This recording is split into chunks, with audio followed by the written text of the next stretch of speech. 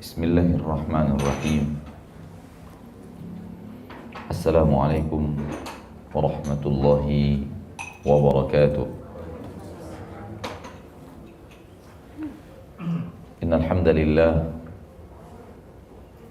nahmaduhu wa nasta'inuhu wa nastaghfiruh wa na'udzu billahi min shururi anfusina wa min sayyiati a'malina. Man yahdihillah fala mudilla lah wa man yudlil fala hadiya lah. Ashhadu an la ilaha illallah wahdahu la syarika lah wa ashhadu anna Muhammadan abduhu wa rasuluh sallallahu alaihi wa ala alihi wa ashabihi wa man tabi'ahum bi ihsanin ila yaumiddin wa sallama tasliman katsira, amma ba'd. Alhamdulillah wa syukru lillah wa la hawla wa la quwwata illa billah. Radina billahi rabba wa bil islami dina wa bi Muhammadin sallallahu alaihi wasallam nabiyyan wa rasulah. Mari kita senantiasa bersyukur kepada Allah tabaraka wa taala atas limpahan rahmat dan nikmatnya yang senantiasa Ia berikan kepada kita. Hari demi hari yang kita lalui bergelimang dengan rahmat dan nikmat Allah yang tiada tara. Tidak akan ada hari yang kita lalui, bahkan tidak ada jam yang kita lewati tanpa bergelimang dengan miliaran rahmat dan nikmat ilahi.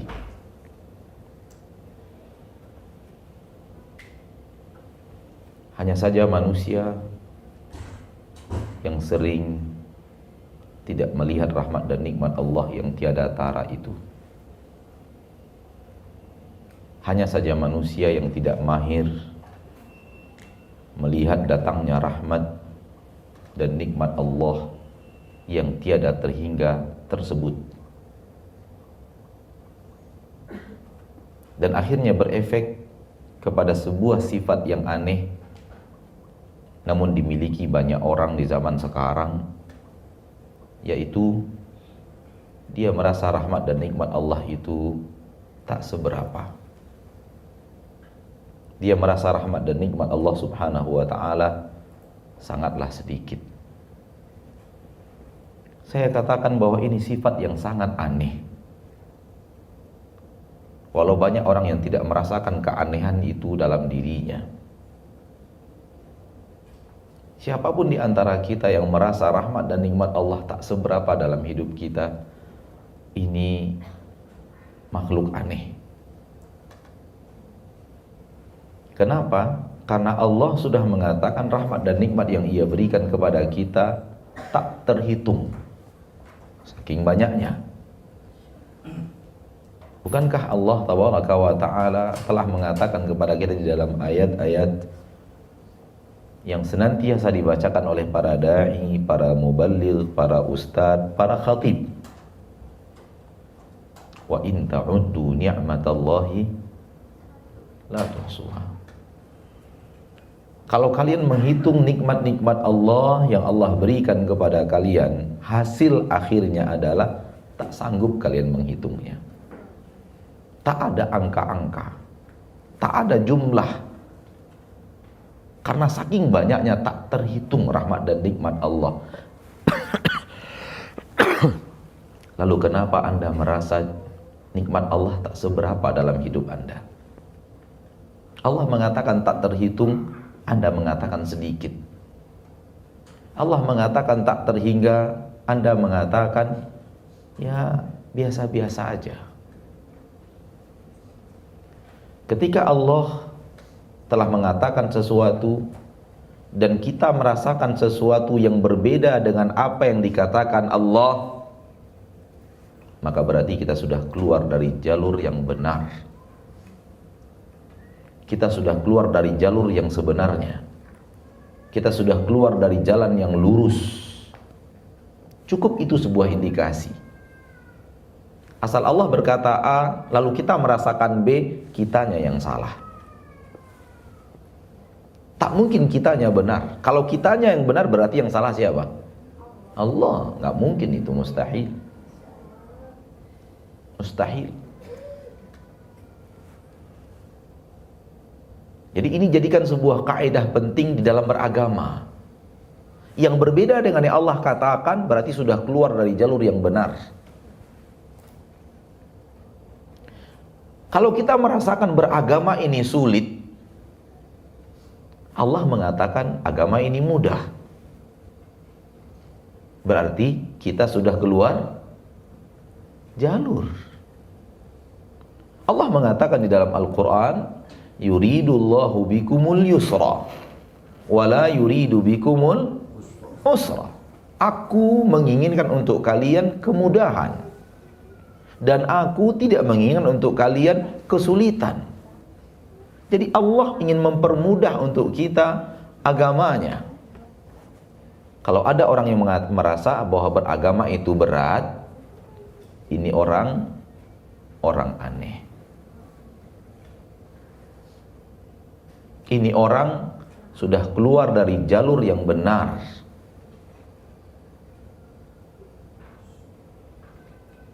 Ini orang pasti salah. Kalau orangnya itu adalah kita, ya berarti kita harus salahkan diri kita sendiri.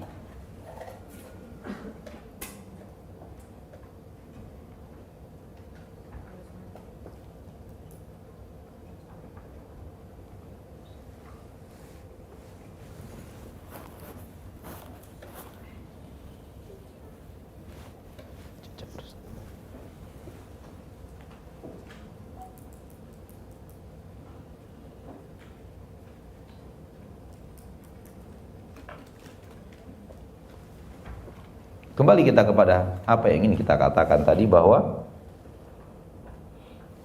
kalau kita merasa beragama ini berat, kita di jalur yang salah. Dan kemungkinannya ada dua. Kenapa kita merasa agama ini berat? Kemungkinannya ada dua.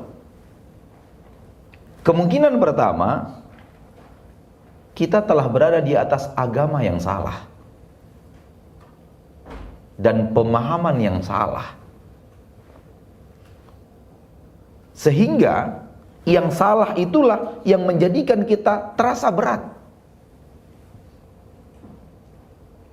Jadi bukan agamanya yang menjadikannya berat, namun kesalahannya, kesalahpahaman dalam beragama, kesalahpahaman dalam memahami agama, yang kemudian kita mencoba mempraktekkan kesalahan itu terasa berat. Karena agama yang kita pahami agama yang salah. Contoh, orang yang mengkafirkan orang tuanya dan perintahnya bunuh orang tuamu. Berat kan membunuh orang tua sendiri? Jangankan membunuh orang tua sendiri, membunuh teman sendiri saja sudah berat. Apalagi membunuh orang tua sendiri. Loh, kok seberat ini agama? Agama nggak berat, Om. Yang berat itu kesalahan Anda dalam beragama. Jadi penyebab kesalahan beragama itu adalah salahnya. Penyebab kita merasa beragama berat, salah beragama. Saya berikan satu contoh lagi. Nabi mengajarkan kita takbiratul ihram, dan takbiratul ihram itu mudah.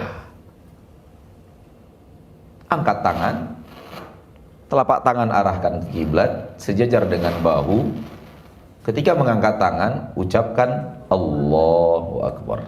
Itulah dia. Alangkah mudahnya. Allahu Akbar. Mudah tidak? Mudah sekali. Ketika ada pemahaman salah, kita masukkan ke dalam takbiratul ihram menjadi berat. Apa itu?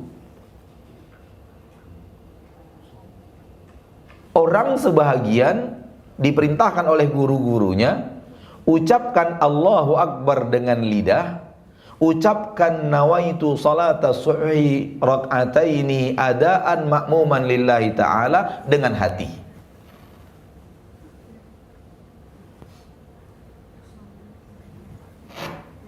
Lisannya mengucapkan Allahu Akbar, hatinya harus mengucapkan nawaitu salata subhi rak'ataini adaan ma'muman lillahi ta'ala. Kata gurunya, kalau tak pas, tak sah takbiratul ihramnya. Coba praktekkan. Allah, lama takbiratul ihram itu. Takbiratul ihram menjadi berat. Kenapa jadi berat? Ada yang salah dalam pola beragamanya. Semakin salah, semakin berat. Yang paling berat adalah yang ketiga. Ucapkan Allahu Akbar dengan lisan, ucapkan nawaitu salata subhi dengan hati, bayangkan wajah guru.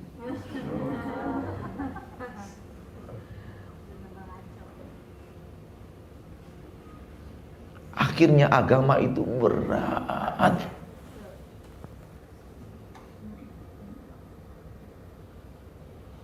Ada orang yang disuruh beragama, zikir ini, ucapkan ini, sampai kamu tak sadarkan diri. La ilaha illallah Muhammadur Rasulullah. Dan itu bukan tidak ada. Ada dan banyak. Ucapkan kul huwallahu ahad 10 kali satu nafas. Akhirnya agama terasa berat. Kok seberat ini beragama? Agama tak berat, Mas. Yang berat itu kesalahan Anda dalam beragama yang Anda amalkan dalam agama. Nabi SAW mengatakan innad dina yusrun. Agama ini mudah.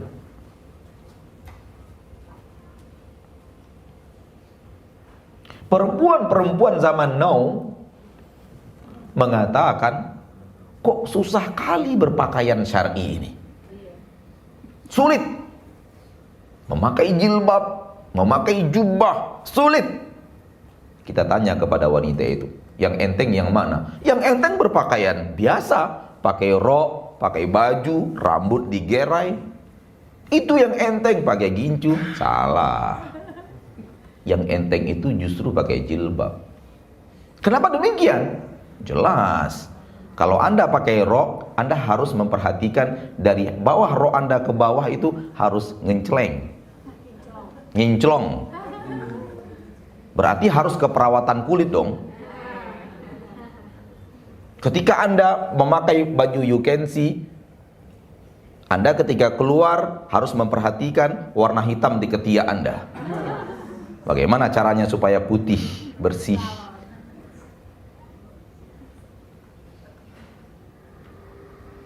Dan semua itu membuat Anda rumit. Anda harus perhatikan bagaimana rambut Anda keluar rumah, sehingga harus ke salon. Dan semua itu tak ada pada orang yang berjilbab. Dia tidak peduli apakah di pahanya ada korengan. Orang gak bakalan tahu. Semoga tidak ada. Ini kan masalah ringan atau tidak ringan. Masalahnya bukan korengan atau tidak korengan. Masalahnya ringan apa tidak ringan. Masalahnya ada di situ. Saya sedang membicarakan hal tersebut, bukan membicarakan korengan atau tidak korengan. Yang korengan jangan tersinggung, karena saya tidak tahu. Dan Anda para wanita tidak akan memikirkan hitam yang ada di ketiak Anda, karena Anda berhijab dan berjilbab. Bahkan ketika Anda keluar rumah dengan suami Anda tidak sisiran pun nggak ada orang yang tahu. Berarti yang mana yang mudah? Yang pakai jilbab yang mudah. Orang yang berjilbab syar'i tinggal pasang, Dengan orang yang berjilbab, dililit-lilit, diputar-putar gitu. Yang susah sama yang mudah yang mana? Jilbab syari tinggal pasang, selesai urusan. Tak perlu harus di depan kaca 15 menit untuk muter-muter.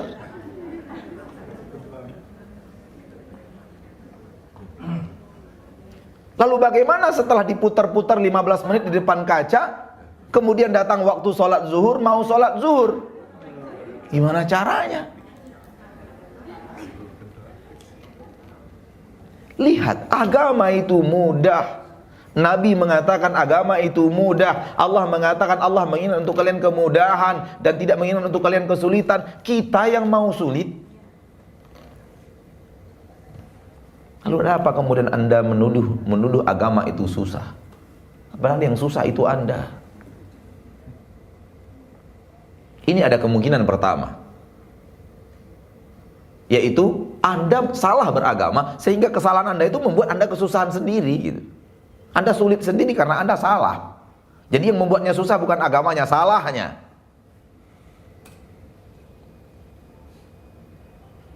Ini penyebab pertama bahwa susah. Penyebab kedua Anda merasa beragama itu susah karena Anda telah terlalu jauh dari agama. Sehingga untuk balik lagi ke agama itu susah. Jadi yang susah itu bukan agamanya, namun yang susah itu Anda baliknya itu yang susah.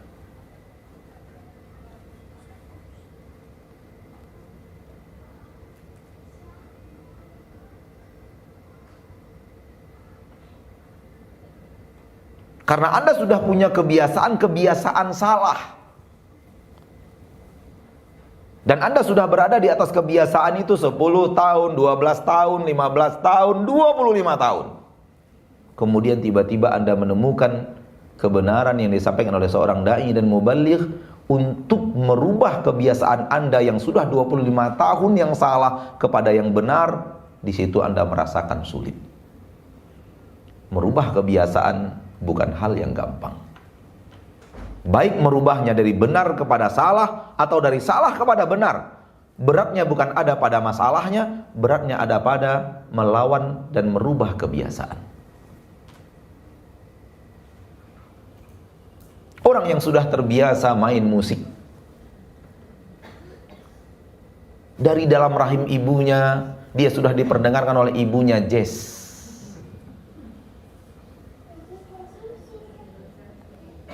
Dia lahir ke permukaan bumi, dibawa pulang, di rumahnya setiap hari musik yang dia dengar. Di usia TK sudah diajarkan nyanyi dan menari. Bapak ibunya pun sudah mengkursuskannya ke kursus piano. Sedikit merangkak SD sudah mulai kaset rekaman, video rekaman, studio rekaman. Sekarang jadilah dia seorang artis profesional di bidang tarik suara. Ketika datang agama menyatakan itu batil, haram, harus dijauhi, merubah kebiasaan nyanyi kepada tidak nyanyi sulit. Dan saya yakin di wajah-wajah di depan saya ini masih banyak yang kesulitan. Yakin saya itu. Karena sudah terlalu lama berada di jalur yang salah, sehingga kebiasaan merubahnya kepada yang benar sulit. Bukan agamanya yang sulit, merubah kebiasaan yang salah itu yang sulit. Sehingga orang yang terbiasa dengan Al-Quran dari kecil, Al-Quran dari bayi, Al-Quran dari TK, Al-Quran dari SD, Al-Quran sehingga perguruan tinggi, suruh dia nyanyi, susah bagi dia nyanyi itu. Kenapa? Dia harus merubah kebiasaan Al-Qur'annya kepada nyanyian. Yang susahnya adalah merubahnya, bukan Al-Qur'an atau musiknya itu yang susah. Semoga Allah tabaraka wa ta'ala sadarkan kita bahwa agama ini enteng. Allah berfirman, "Fasanuyassiruhu lil yusra." Kami akan mudahkan mereka menempuh jalan mudah. Namun kalau tidak mau taat dan beribadah kepada Allah, fasanuyassiruhu lil usra. Kami akan mudahkan dia menempuh jalan sulit. Ini bahaya ini. Kalau Allah sudah mudahkan kita untuk menempuh jalan sulit, bahaya. Yang kita inginkan Allah memudahkan kita untuk menempuh jalan yang mudah. Dan itu adalah agama dan ketaatan. Fa amma man a'ta wattaqa wa saddaqa bil husna fasanuyassiruhu lil yusra. Wa amma man bakhila wastaghna, barang siapa yang bakhil dan merasa dirinya sudah serba berkecukupan, tak butuh orang lain. Wa kadzdzaba bil husna, lalu dia mulai mendustakan surga-surga Allah tabaraka wa taala dan kenikmatan-kenikmatan baik yang ada di surga Allah. Kalau sudah itu yang terjadi, fasanuyassiruhu, kami akan mudahkan dia menuju jalan, sebenarnya jalan itu al-usra lil usra, jalan yang sulit. Lihat di dunia entertain, berapa sulitnya wanita-wanita mencari karir dengan menjual kehormatannya.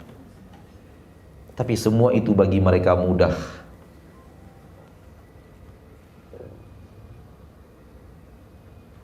Semua itu bagi mereka mudah. Padahal itu jalan yang sangat teramat sulit.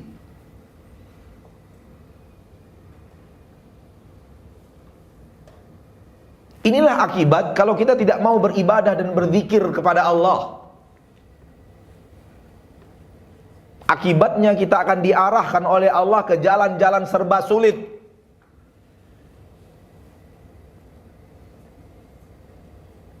Karena ibadah mengarahkan manusia kepada agama Allah, dan agama Allah semuanya mudah. Namun maksiat mengarahkan manusia kepada jalan-jalan yang bertabrakan dengan syariat, dan semua jalan-jalan yang bertabrakan dengan syariat sulit.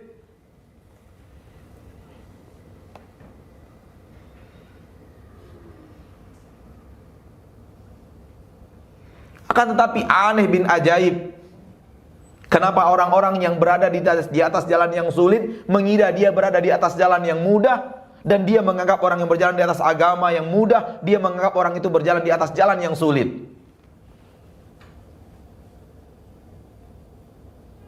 Dan semua ini hidayah daripada Allah tabaraka wa ta'ala kepada setiap insan. Dan bermula daripada ilmu agama. Berilmu tentang apa itu agama Allah, berilmu tentang apa yang disampaikan Allah, berilmu tentang apa yang disampaikan Rasulullah sallallahu alaihi wasallam, dan kita akan melihat apa yang Allah katakan ini sebenar-benar nyata di hadapan mata kita.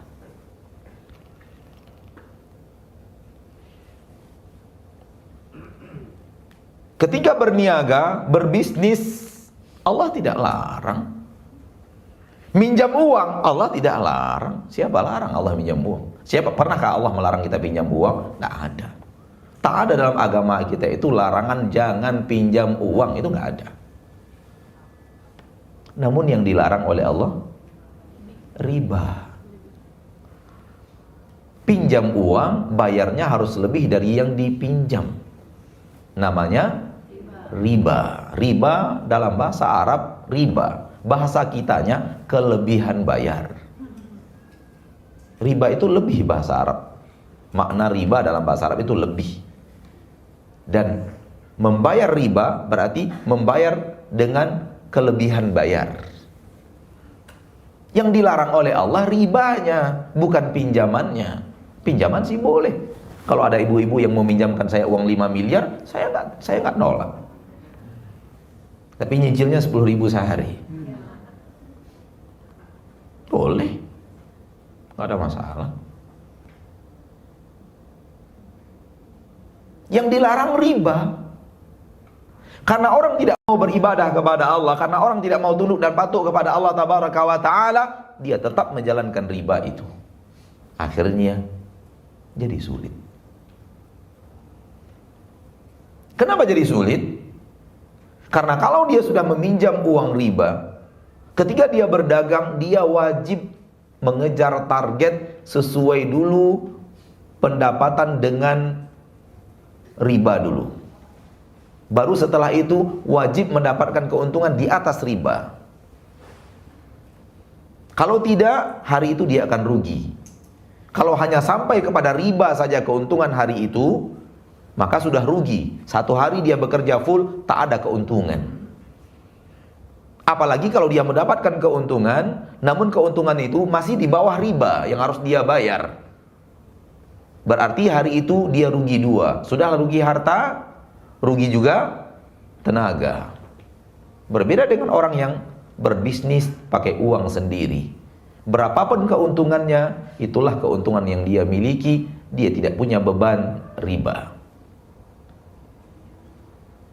Satu hari orang yang wajib membayar riba sebanyak 500.000, dia harus mencari keuntungan di atas 500.000 sehari.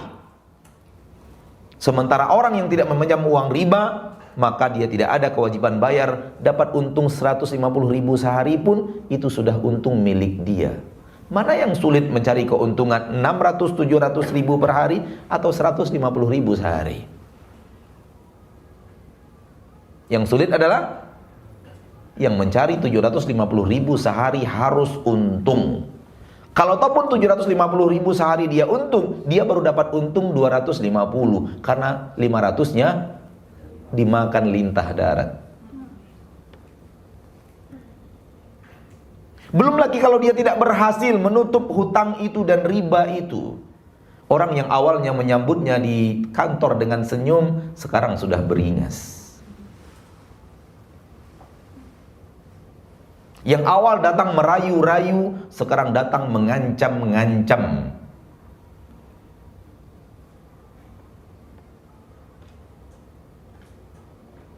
Ini semua kesulitan yang tidak didapatkan dan tidak akan diderita oleh orang yang tidak meminjam riba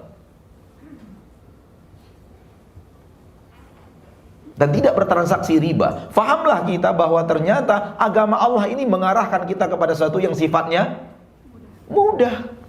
Kalau mau berbisnis, berbisnis pakai uang sendiri. Modalnya dari mana? Ya cari akal bagaimana modalnya. Walau harus ada yang dijual untuk modal, begitulah bisnis. Jual dulu ruko kita yang harganya 5 miliar, jual satu, kan masih ada 5 lagi. Gitu loh maksudnya. Tidak mesti harus pinjam uang, biarkan pertahankan 6, pinjam dulu, selagi masih bisa pinjam ini jangan dijual. Jual satu. Saya kenal keluarga di Pekanbaru, rukonya 10. Ketika dia mau berbisnis, cari pinjaman. Ya kenapa tidak dijual aja satu ruko gitu loh. Harga ruko di Pekanbaru di tempatnya itu masih sekitar 3 miliar lah. Belum daerah yang terlalu mahal kan Pekanbaru. Lumayan lah. Tapi dia masih cari pinjaman 1,7 miliar untuk memulai bisnisnya. Ngapain? Siapa orang sekarang mau meminjamkan uang 1,7 miliar tanpa riba? Siapa orangnya? Hebat kali, apalagi kita minjamnya untuk berbisnis. Hampir tak ada lah manusia-manusia berhati malaikat seperti itu di permukaan bumi sekarang ini. Kalau ataupun ada orang yang meminjamkan Anda 1,7 miliar, bukan meminjamkan Anda, ngerjai Anda. Dengan cara Anda yang bekerja mati-matian, Anda yang pontang-panting bekerja, dia tinggal ngerokok di rumah, uangnya masuk. Berarti ngerjain Anda dong.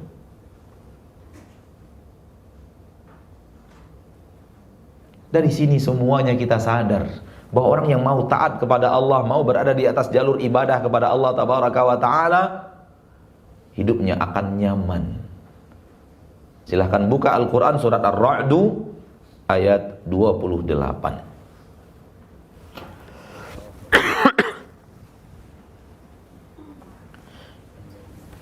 Ar-Ra'du ayat 28.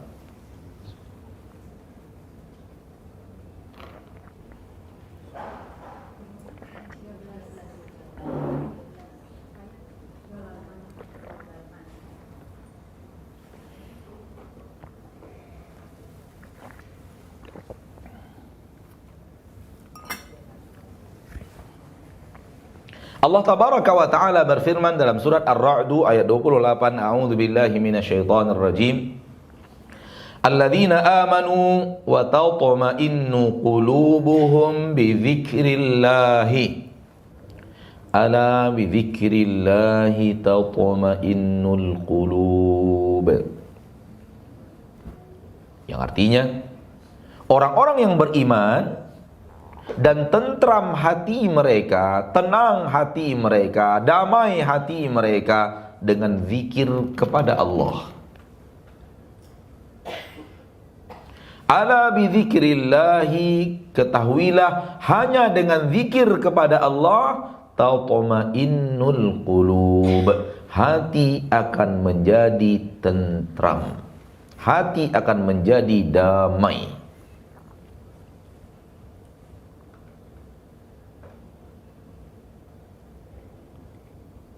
Ayat ini diturunkan oleh Allah kepada kita untuk dijadikan panduan menata hati, agar hati menjadi damai, agar hati menjadi tenang dan tentram.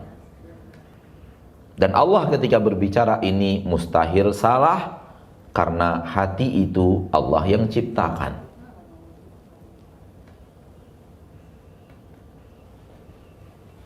Maka Allah pemilik hati kita mengatakan kepada kita, hai Anda yang sedang memakai hatiku yang aku ciptakan dalam tubuhmu, mau ketenangan dan ketentraman hati? Ini resepnya. Resepnya Anda harus tahu bahwa hati itu tidak akan pernah tentram kecuali selalu dibawa berzikir kepada Allah Subhanahu wa ta'ala.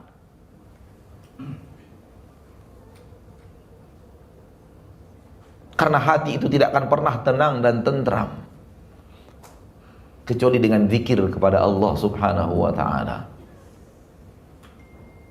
Alladzina amanu, orang-orang yang beriman, wa tatma'innu qulubuhum, dan hati mereka tenang dan tentram, damai.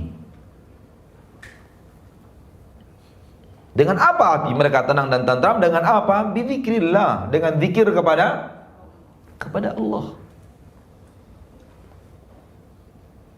Kemudian Allah tegaskan, ala bidzikrillah, ketahuilah hanya dengan zikir kepada Allah, hanya dengan itu, tak bisa dengan yang lain. Tak bisa dengan harta, hati jadi tenang dan tentram, tak bisa. Tak bisa dengan tahta, tak bisa dengan Toyota. Tak bisa. Tak bisa. Hanya dengan zikir hati menjadi tentram. Yang mengatakan ini pencipta hati, yang tahu seluk-beluk hati, tahu kebutuhan hati, kapan hati itu menjadi damai, kapan dia tidak bisa damai, kapan dia menjadi tentram, kapan dia akan gundah gulana, resah gelisah. Allah tahu. Maka kalau ada orang yang mengatakan Anda akan menjadi damai dan tentram kalau Anda jalan-jalan ke Hawaii, bohong. Bohong itu. Anda akan happy kalau Anda main di Las Vegas. Bohong itu. Kalau mau rileks, jalan-jalan ke Pattaya. Bohong itu. Takkan ada rileks di sana. Rileks itu dalam ibadah kepada Allah, dengan zikir kepada Allah. Bapak dan Ibu kaum muslimin dan muslimat, zikir di dalam ayat ini, surat Ar-Ra'd ayat 28, maknanya zikir yang total, zikir yang umum. Zikir umum adalah seluruh ibadah dan ketaatan kepada Allah Subhanahu wa ta'ala. Itu makna zikir secara umum. Kalau dikatakan mari berzikir, itu artinya mari berzikir, mari beribadah. Karena seluruh ibadah adalah zikir kepada Allah. Karena seluruh ibadah bermula dari ingat kepada Allah. Dan ingat itu adalah zikir. Karena ingat kepada Allah, maka kita beribadah kepada Allah. Maka seluruh ibadah adalah zikir. Dalam makna zikir yang umum. Adapun dalam makna zikir yang khusus, zikir lebih dikenal dengan sebutan zikir ibadah dengan lisan. Ketika kita mengucapkan subhanallah, walhamdulillah, wala ilaha illallah, wallahu akbar, ini zikir secara lisan, dan ini zikir dalam makna yang khusus. yaitu zikir lisan. Kita disuruh oleh Allah tabaraka wa taala, diperintahkan oleh Allah untuk zikir secara umum, yaitu beribadah kepada Allah secara umum. Dalam ayatnya, uzkurullaha dzikran katsira. Ya ayyuhalladzina amanu uzkurullaha dzikran katsira. Hai orang-orang yang beriman, berzikirlah kepada Allah dengan zikir yang banyak. Jangan fahami zikir yang banyak itu hanya subhanallah, alhamdulillah, wala ilaha illallah, wallahu akbar. Di sini juga diperintahkan banyak-banyak salat. Di sini juga diperintahkan banyak-banyak jujur. Di sini juga diperintahkan banyak-banyak infak. Di sini juga diperintahkan banyak-banyak taat sama suami, gitu. Kalau kita perempuan ya, karena majelis ini majelis ibu-ibu ya. Bapak ini kan hanya sekedar pelengkap aja, Pak. Pelengkap kebaikan maksudnya, bukan pelengkap penderitaan. Disuruh rajin-rajin menjalankan ketaatan, semuanya untuk zikir kepada Allah tabaraka wa taala. Khusus untuk taat kepada suami, saya selalu katakan kepada ibu-ibu di mana saya mengadakan majelis taklim, ya, alhamdulillah saya mengadakan majelis taklim untuk ibu-ibu di Pekanbaru sekali seminggu. Itu khusus ibu-ibu aja. Tepatnya ini hari apa nih? Ya, hari Rabu. Ini hari majelis taklim saya dengan ibu-ibu di Pekanbaru. Subhanallah, pas banget ya. Dimulai jam 9 sampai jam 11. Pas ya? Oh, memang Allah takdirkan hari Rabu hari ibu-ibu menurut saya kayaknya. Dan alhamdulillah saya mulai beberapa tahun yang lalu, sekitar 4 atau 5 tahun yang lalu dengan 17 orang saja awalnya, dan sekarang yang datang sudah mencapai angka 700 orang per minggu. Itu semuanya ibu-ibu. Bapak-bapak hanya pelengkap, seperti yang sekarang persis. Hanya ada beberapa orang di depan saya, paling banyak 15 orang, karena memang tempatnya kecil untuk bapak-bapaknya. Sisanya gedung, 2 gedung itu untuk ibu-ibu.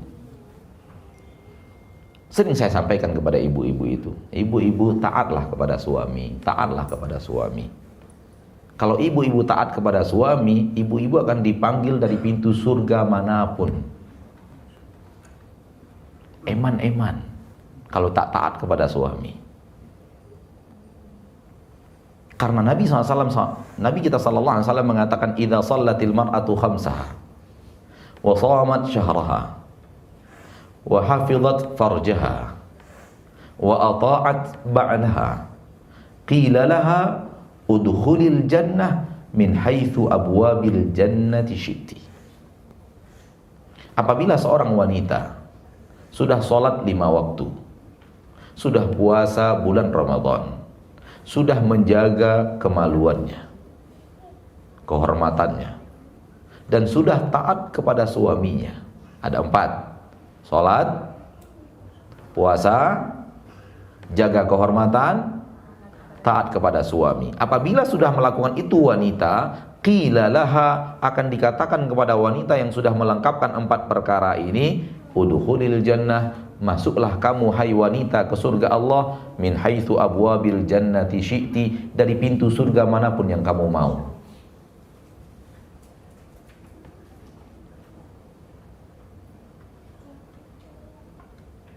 Saya yakin ibu-ibu di sini sudah pada sholat 5 waktu. Dan saya yakin ibu-ibu yang ada di sini sudah puasa bulan Ramadan. Dan saya yakin ibu-ibu di sini sudah menjaga kehormatannya. Namun saya belum yakin.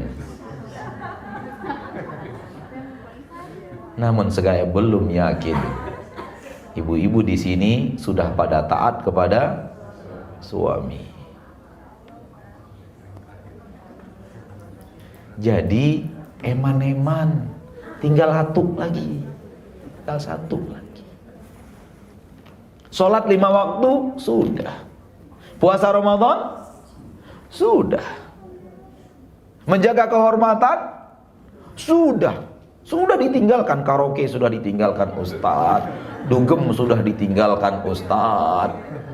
Nangkring-nangkring, nongkrong-nongkrong, kongkow di mall sudah ditinggalkan ustadz. Sudah banyak arisan-arisan gak jelas kami tinggalkan ustadz. Berarti sudah menjaga kehormatan. Kami sudah banyak di rumah ustadz. Sudah sering nonton rojak ustadz. Tinggal satu lagi tinggal. Wa ata'at ba'laha, taat kepada. Kan eman-eman cuma 4, 3-nya udah, tinggal 1 loh. Susah. Kalau ndak susah nggak ke surga. Tinggal 1 lagi. Taatlah kepada suami. Jadikan suami Anda, wahai para wanita, raja Anda. Karena memang dia adalah raja. Yang meletakkannya sebagai raja di rumah itu adalah Allah. Yang meletakkan suami sebagai raja di rumah adalah Allah. Apakah Anda tidak rela bahwa Allah yang telah menjadikan dia sebagai raja Anda? Kan dulu waktu pacaran engkaulah pangeranku.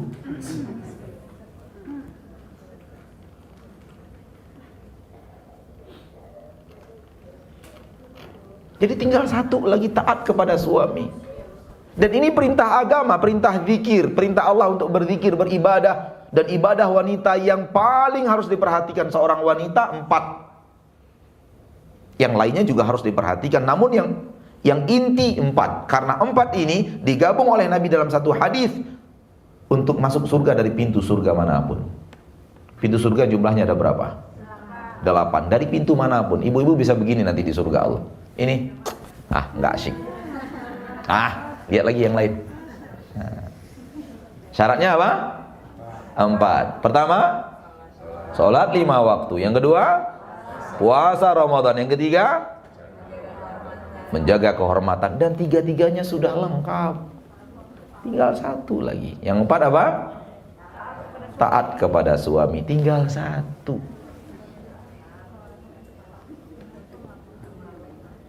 Apa yang menghalangi engkau, wahai para wanita, untuk melakukan yang 1 sementara yang 3-nya telah engkau lengkapkan?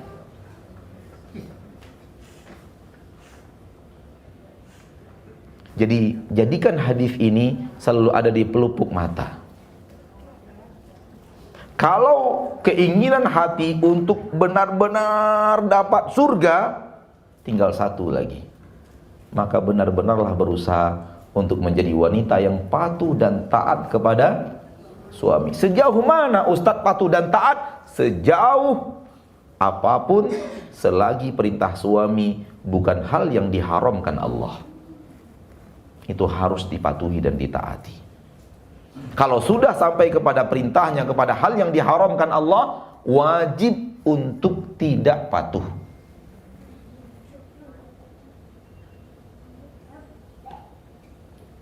Kalau suami ngajak beli goreng, Dek, beli goreng yuk. Oh, di sini gorengan namanya. Oh, di Pekanbaru tuh goreng aja, bukan gorengan. Iya, oke. Beda istilah. Dek, beli gorengan yuk. Dan kita lagi malas-malas nih, pergi boleh gorengan.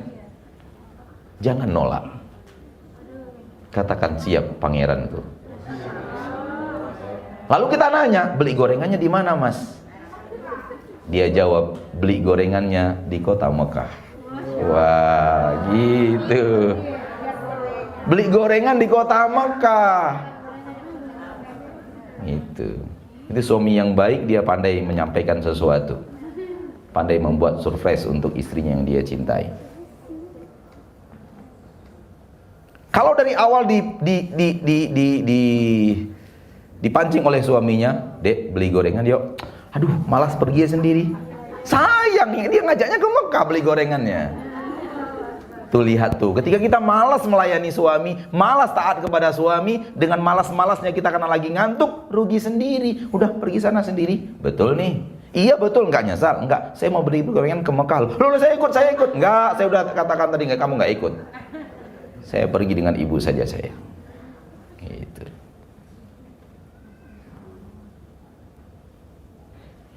Baik. Saya malas melanjutkan karena memang saya tahu banyak cerita tentang ibu-ibu dengan suaminya. Tapi cukuplah apa yang saya sampaikan tadi sebagai motivasi untuk taat kepada suami. Apapun yang dia perintahkan, kerjakan.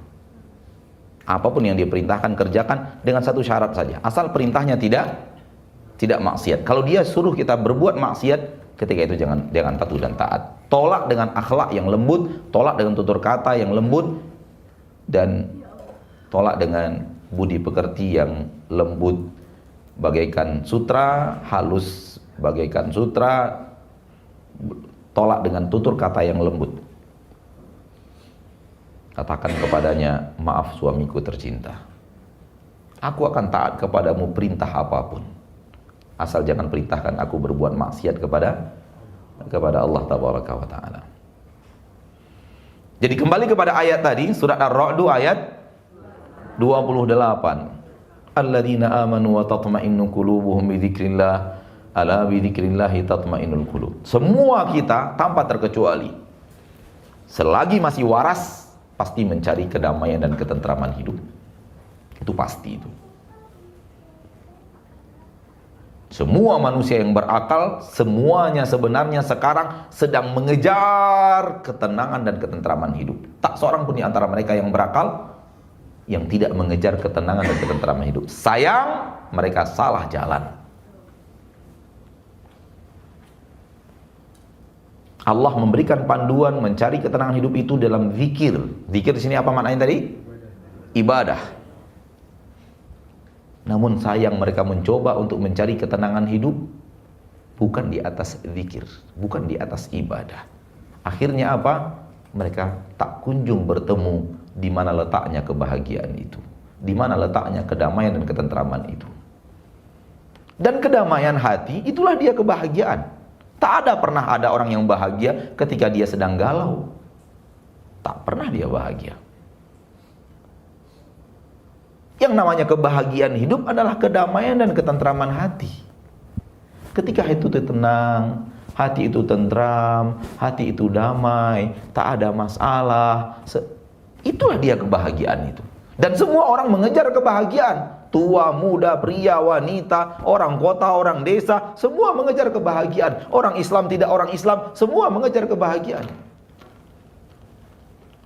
Namun yang mengejar kebahagiaan bukan di atas jalan zikir kepada Allah, takkan pernah menemukan kebahagiaan itu.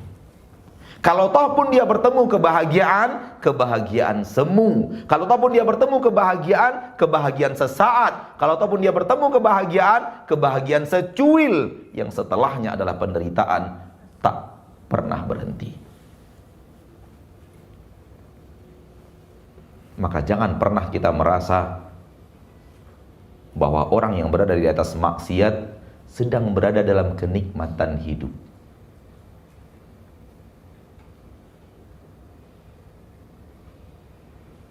Orang yang sedang berada di atas kemaksiatan sedang berada di dalam penderitaan hidup.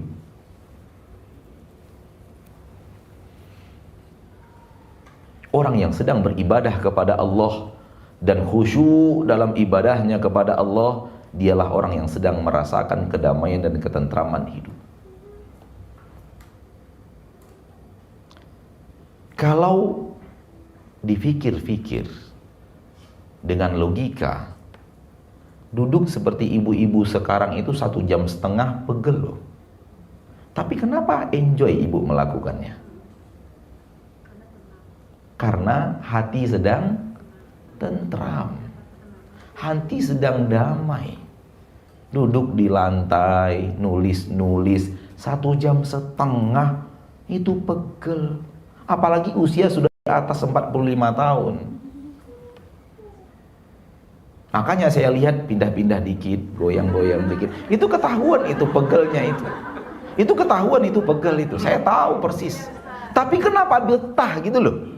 Kenapa tetap mau duduk walau geser sedikit kanan, geser sedikit kiri, mundur sedikit ke belakang, maju ke depan? Kenapa betah? Karena ada kedamaian di dalam hati, walau raga kurang bisa mengikuti kedamaian itu. Rasul kita tercinta SAW sholat fardu sampai kaki beliau bengkak. Artinya apa? Jasadnya mengeluh. Tetapi ketika jasad mengeluh sedang bertemu dengan hati yang damai, hati itu tidak akan merasakan keluhan jasad.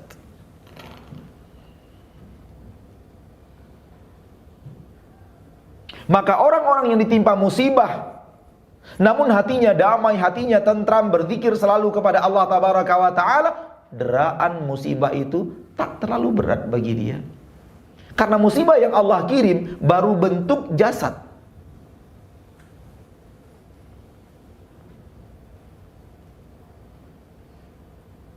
Dia memiliki hati yang tenang dan tentram. Oleh karena itu, musibah jasad, musibah dunia, musibah zahir bagi dia akan sangat gampang dia lewati. Karena itu tidak berpengaruh berat kepada hatinya. Karena hatinya sudah hati yang senantiasa berzikir kepada Allah. Artinya hatinya sudah sampai kepada hati yang tenang dan tentram. Maka di tengah musibah yang melanda, kita masih tetap bisa melihatnya tersenyum, walau wajahnya wajah sedih. Hanya orang-orang yang tentram jiwanya, hanya orang-orang yang bahagia, hanya orang-orang yang damai jiwanya, yang ketika wajahnya sedih karena ditimpa musibah, dia masih bisa tersenyum. Sedih karena zahirnya sedang sedih, senyum berasal dari hatinya yang bersih, hatinya yang damai. Tapi tak boleh tertawa ya, tak boleh tertawa, karena tertawa itu bukanlah senyum. Ada orang istrinya meninggal dia tertawa, hahaha. Itu salah. Sedih lawannya adalah kawannya adalah musibah, kawannya adalah sedih. Kalau musibah itu temannya sedih, padanannya sedih. Kalau bahagia padanannya adalah senyum dan tawa. Senyum dan tawa, tawa yang paling jelas, tawa. Orang bahagia, orang lagi senang, itu padanannya tawa. Dan orang yang sedang menderita atau didera musibah, padanannya adalah sedih. Maka orang yang sedang diderita masalah, diderita musibah, jangan tertawa. Nggak boleh. Senyum tidak ada masalah, senyum. Tapi senyum orang yang sedang sedih. Ada orang istrinya meninggal, hahaha, ketawa. Kenapa kamu tertawa? Saya bahagia mendapatkan pahala yang besar dari Allah karena saya bersabar istri saya meninggal. Nggak boleh begitu. Imam Ibnu Qayyim Al-Jauziyah rahimahullah di dalam kitab beliau Talbis Iblis memasukkan ini dalam Talbis Iblis. Ini adalah tipuan iblis. Dan beliau berbicara tentang seorang yang ayahnya meninggal dunia lalu tertawa. Anaknya meninggal dunia lalu dia tertawa. Ketika ditanya kepadanya, kenapa engkau tertawa? Kenapa engkau tertawa? Dia mengatakan, saya bahagia dan gembira. Dapat musibah karena saya bisa bersabar. Dan saya mendapatkan pahala besar di balik sabar. Dengannya saya gembira. Kata Imam Ibnul Jauzi di dalam kitab Talbis Iblis, beliau mengatakan, ini adalah tipuan syaitan.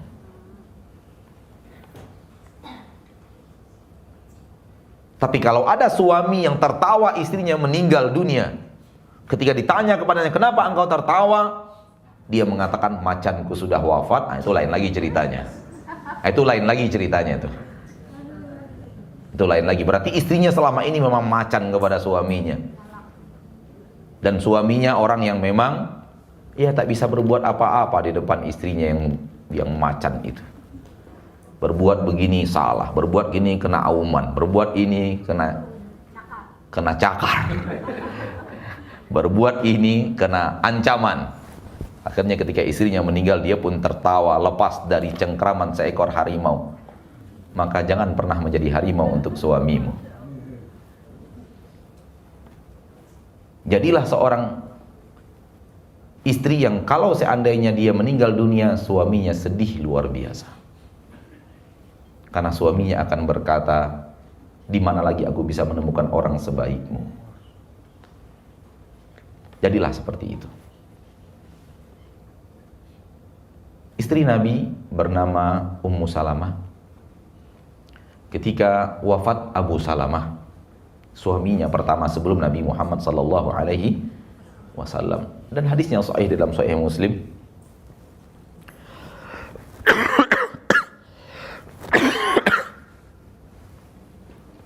Hadisnya sahih di dalam Sahih Muslim di dalam bab Al-Iman, Kitabul Iman, yaitu sabar terhadap takdir Allah Subhanahu wa taala. Kata Ummu Salamah, ketika Abu Salamah meninggal dunia, orang-orang berkata kepadaku, wahai Ummu Salamah, ucapkan doa terkena musibah. Doanya adalah, apa doanya? Allahumma jurni fi musibati wa khlufli khairan minha. Inna lillahi wa inna ilaihi rajiun, itu pasti kena musibah. Kemudian doa setelah musibah secara umum adalah Allahumma jurni fi musibati, ya Allah berikan aku pahala dalam musibahku ini. Wa khlufli khairan minha, dan berikan kepadaku setelah ini yang lebih baik daripada musibah ini. Berikan aku sesuatu ganti dari engkau yang engkau ambil sekarang, berikan aku ganti dari apa yang engkau ambil sekarang lebih baik daripada itu. Misalnya, ini maaf, tak ada maksud apapun, misalnya ada orang yang rumahnya kebakaran. Dia baca doa ini, Allahumma jurni fi musibati, wahai Allah berikan aku pahala terhadap musibah yang datang kepada aku, berikan aku pahala. Dengan menjadikan aku sabar, maka aku akan dapat pahala besar. Kemudian wajurni wa khlufli khairan minha, berikan aku ganti rumah lebih baik dari yang sekarang engkau ambil. Itu maknanya. Nah, itu diperintahkan oleh diingatkan oleh kaum mukminat as-salihat at-taqiyat, dari para sahabat Nabi, para sahabiyat, perempuan-perempuan sahabat Nabi SAW yang wanita, para sahabiyat.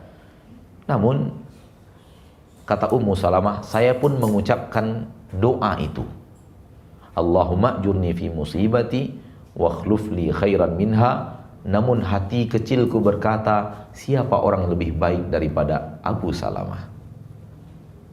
Hati kecilku berkata, siapa orang yang lebih baik dari Abu Salamah? Hati kecil tetap mengatakan, ini lelaki terbaik yang pernah aku ketahui, yang pernah aku kenal. Dan aku rasa tak ada cerita-cerita tentang suami orang lain sehebat suamiku Abu Salamah. Dengan hati yang seperti itu, aku tetap ucapkan doa itu. Akhirnya Allah kabulkan doaku.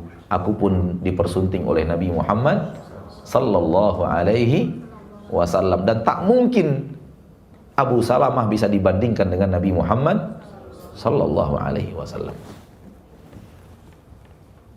Tapi anak ingatkan ini ya, ini live enggak ya?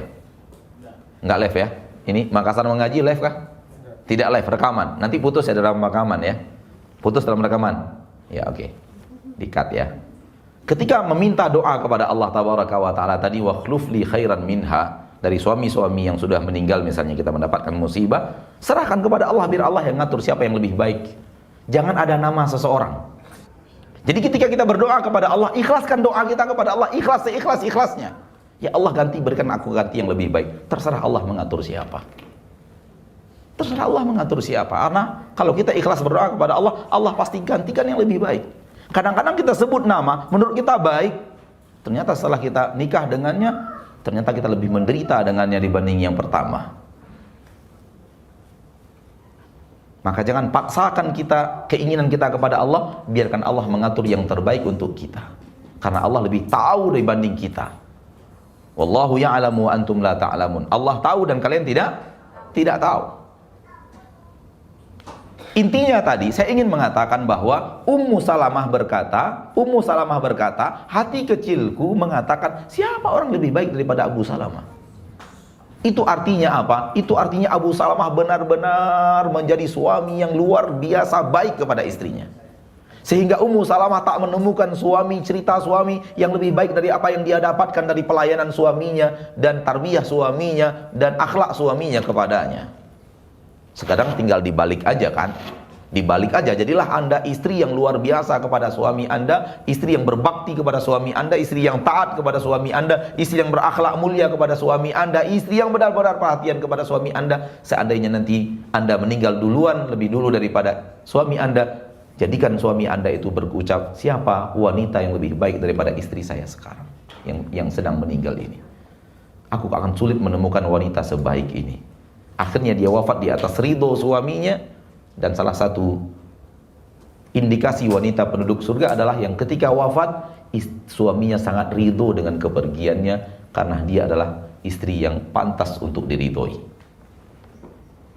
Dan semua ini dari zikir kepada Allah Subhanahu wa ta'ala, dari ibadah kepada Allah. Kita ingin menemukan kedamaian dan ketentraman. Dan ketentraman itu kita temukan dalam zikir, dalam ibadah kepada Allah. Maka kita beribadah kepada Allah dengan sholat di rumah kita, membaca Al-Quran di rumah kita, kemudian menjalankan amanah di rumah kita. Kalau ada uang suami kita, kita jalankan, kita kelola dengan amanah. Kalau ataupun ada uang kita, kita jalankan, kita kelola dengan amanah pula. Kalau kita memiliki mertua, kita pun menjalankan bakti kepada mertua dengan penuh amanah. Sehingga anak-anak juga kita dengan penuh amanah, rumah tangga kita urus dengan penuh amanah, semuanya dengan penuh kejujuran dan kasih sayang, akan terjadi rumah tangga damai, tentram, bahagia, yang mana kita tidak akan mau punya tempat lain untuk duduk senikmat tempat di mana kita berada di rumah kita, bersama suami kita, bersama istri kita dan anak-anak kita. Dan ini ciri-ciri lelaki surga, yang duduknya di rumah berserta istri dan anak-anaknya lebih dia cintai dari duduk dimanapun.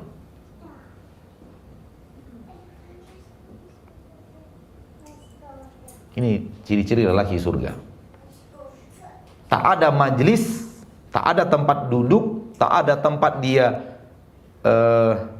nongkrong, yang paling dia sukai, yang paling dia gemari, yang paling dicintai lebih daripada rumahnya sendiri, bersama istrinya yang ia cintai, bersama anak-anaknya yang ia cintai.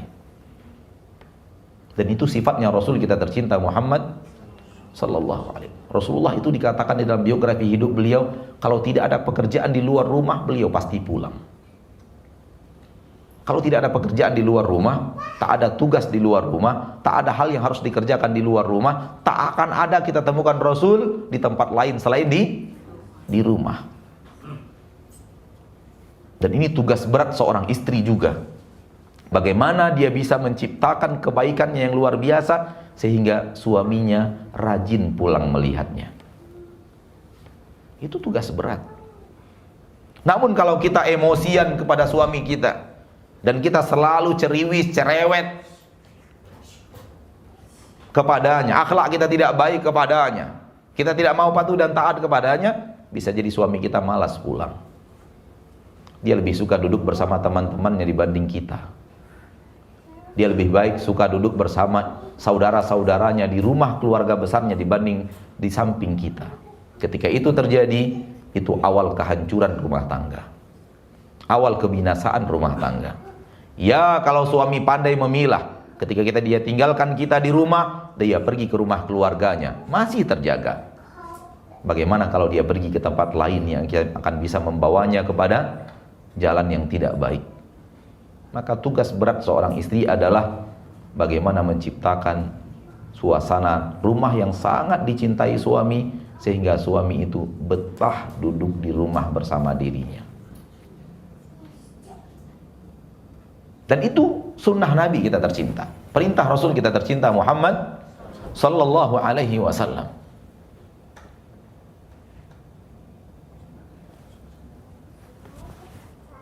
Sampai jam berapa kita? Jam 11. Ya kalau begitu sudah selesai materi kita. Kalau jam 11 masih ada 35 menit untuk tanya jawab. Masih ada 35 menit untuk tanya jawab. Kita perluas saja materinya dengan tanya jawab ya. Mudah-mudahan dengan tanya jawab ini ya, ada sesuatu yang ingin ditanyakan. Selagi saya ada ilmunya, saya akan jawab.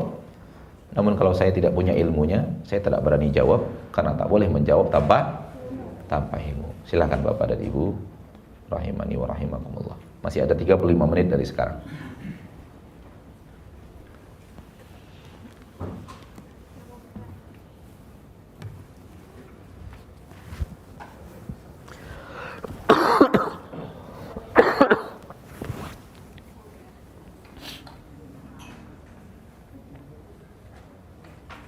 Pras, itu apa? Teh manis.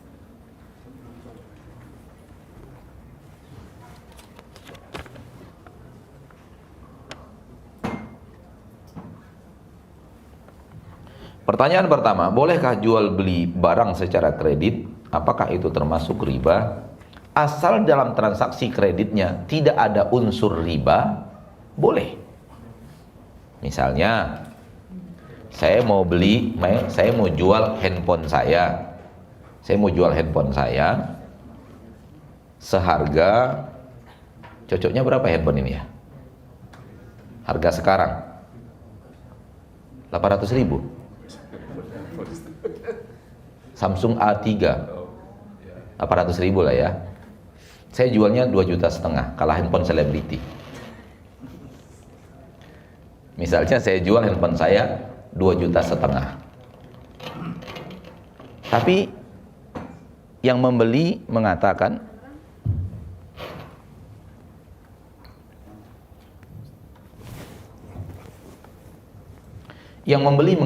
Ustadz, saya bersedia membeli 2,5 juta, tapi saya cicil 200.000 per bulan sampai selesai. Ini kredit syar'i, membeli dengan cara pembayaran bertahap sampai kelar. Itu boleh. Sejauh itu diizinkan secara syariat. Namun kalau sudah ada putus, kenapa?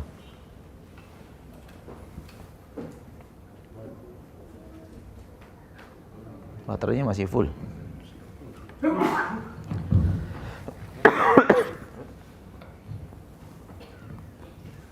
Namun kalau ada ribanya, tak boleh.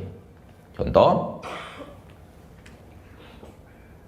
jual handphone 2,5 juta, berarti taruh kata pembayaran 100.000 per bulan. Berarti berapa lama dibayar? 25 bulan. Dibuat kesepakatan, kalau 25 bulan belum lunas, maka antum harus bayar lagi 100.000 per bulannya. Ternyata ketika pembayaran jatuh tempo habisnya adalah 30 bulan, pembayaran menjadi berapa? 3 juta. 500.000-nya riba. Itu dia riba. Atau yang kedua,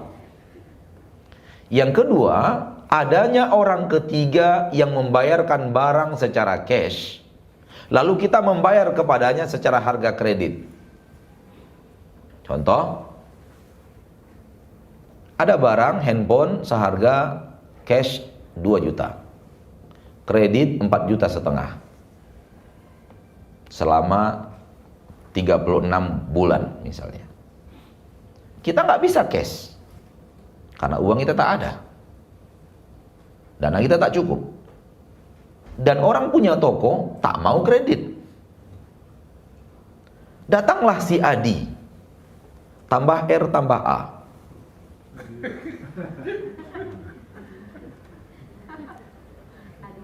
Iya. Datang si Adi bilang, Mbak, biar saya yang beli cash, Mbak beli ke saya kredit.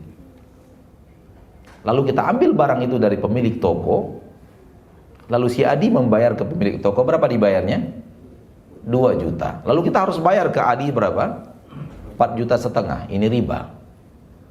Kenapa? Karena ketika si Adi membayar ke toko, berarti kita pinjam uang Adi 2 juta.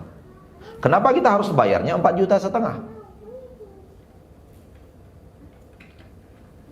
Kalau uang si Adi untuk pembeli barang tadi 2 juta, artinya kita minjam uang Adi 2 juta. Kalau pinjamnya 2 juta, kembalinya harus 2 juta. Ketika kita kembalikan 2,5 juta, kita kembalikan 3 juta, ketika kita kembalikan, itu riba, berlebih dia dari pinjaman yang sebenarnya. Atau yang ketiga, riba yang ketiga adalah keterlambatan bayar. Denda keterlambatan bayar. Kita bayar juga, tapi jatuh temponya tanggal 1, kita bayarnya tanggal 3. Akhirnya kita bayar 100.000 uang handphone tambah 10.000 keterlambatan bayar. Itu juga riba. Selagi jauh daripada unsur-unsur seperti yang tadi, maka itu bukanlah riba. Misalnya kita beli langsung seperti saya pernah jual mobil. Saya jual mobil pribadi saya karena ada kesempatan untuk berganti mobil. Saya jual 95 juta dengan pembayaran 2 juta per bulan maka itu tidak riba. Saya jual 75 juta, kemudian 2 juta per bulan. 2 juta per bulan dia transfer ke rekening. Itu transaksi murni. Transaksi murni. Halal. Wallahu a'lam.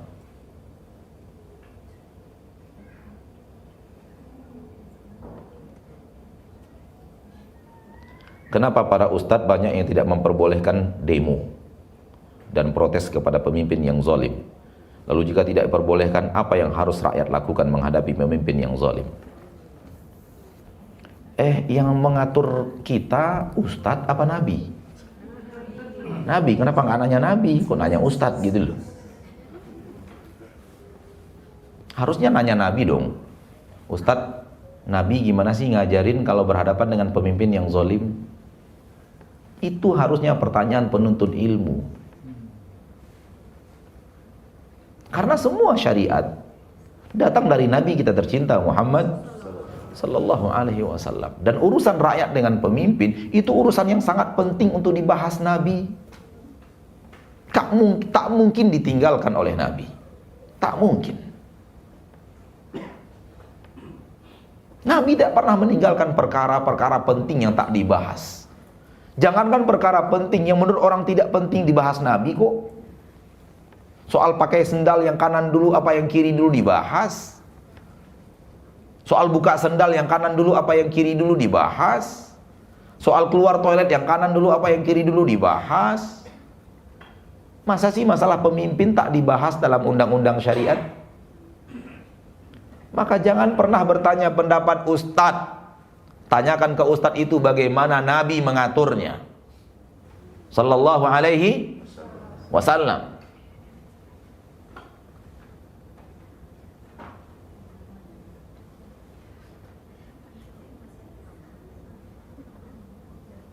Ketika kita menanyakan kepada ustadz pendapat dia, ustadz pendapat antum bagaimana cara menyelesaikan pemimpin yang zalim. Lalu ustadz itu berbicara bla bla bla bla bla, dia menjawab jawaban yang benar. Kenapa? Pertanyaan kita, apa pendapat ustadz? Ya terserah dia mau ngomong apa.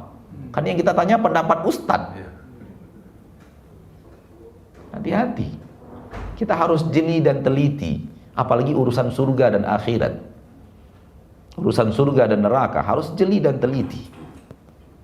Jangan bertanya kepada ustadz pendapat ustadz. Kalau pertanyaan kita bagaimana pendapat ustadz, apapun yang jawab oleh ustadz benar, karena itu pendapat dia. Kita nanya pendapat dia kok, kita bukan bertanya Al-Quran dan hadis. Maka bertanyalah apa panduan syariat. Bagaimana Rasulullah SAW mengatur kita kalau kita bertemu pemimpin yang adil.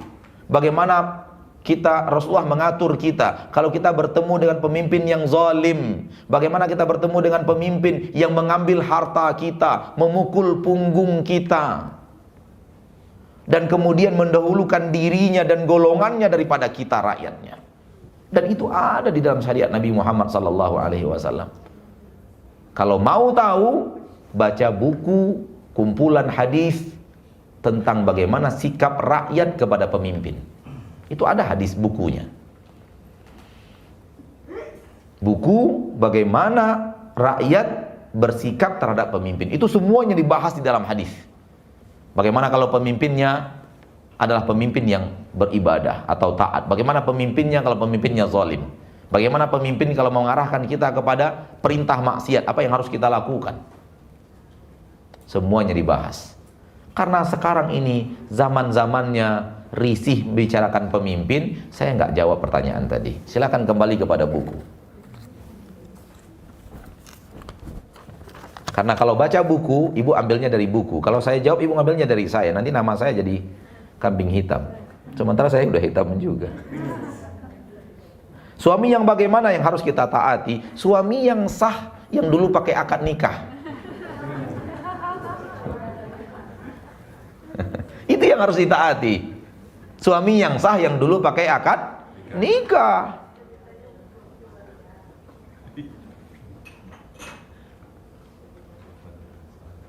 Dan perintah suami kepada kita, perintah yang bisa kita kerjakan. Dan perintah yang diperintahkan suami kepada kita tidak maksiat. Itu dia. Itu wajib ditaati. Walaupun suami saya pemarah Ustaz, harus taat? Ya, harus taat. Suami saya suka menempeleng Ustaz, harus taat? Harus taat. Selagi menjadi istri harus taat.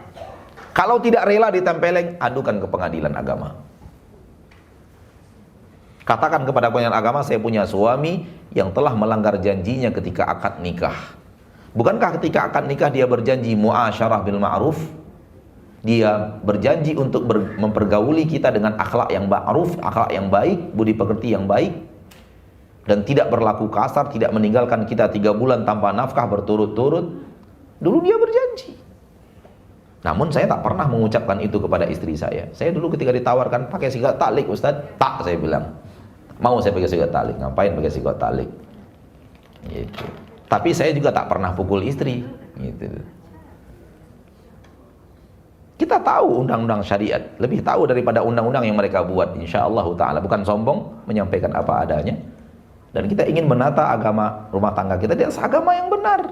Gak perlu harus diikat-ikat dengan sigot taklik. Sigot taklik itu karena terlalu banyak lelaki jahat sekarang ini, maka wanita dikawal dengan hukum, dikawal dengan peraturan, dikawal dengan perjanjian.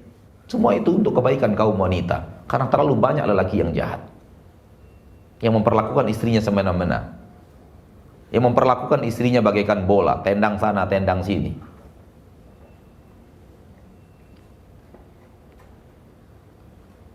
Tapi kalau suaminya suami baik, tidak perlu harus ucapkan sigot taklik. Karena suaminya jauh lebih baik daripada sigot taklik itu. Jadi selagi masih dia suami kita, patuh dan taat. Asal dia tidak memerintahkan kepada maksiat satu, asal dia masih memerintahkan sesuatu yang masih bisa kita kerjakan. Kalau dia sudah perintahkan kita hal yang tidak bisa kita kerjakan, tak mampu kita kerjakan, ketika itu tak bisa kita taat. Contoh, suami bilang, kamu harus sekarang ini panjat kelapa. Nggak bisa.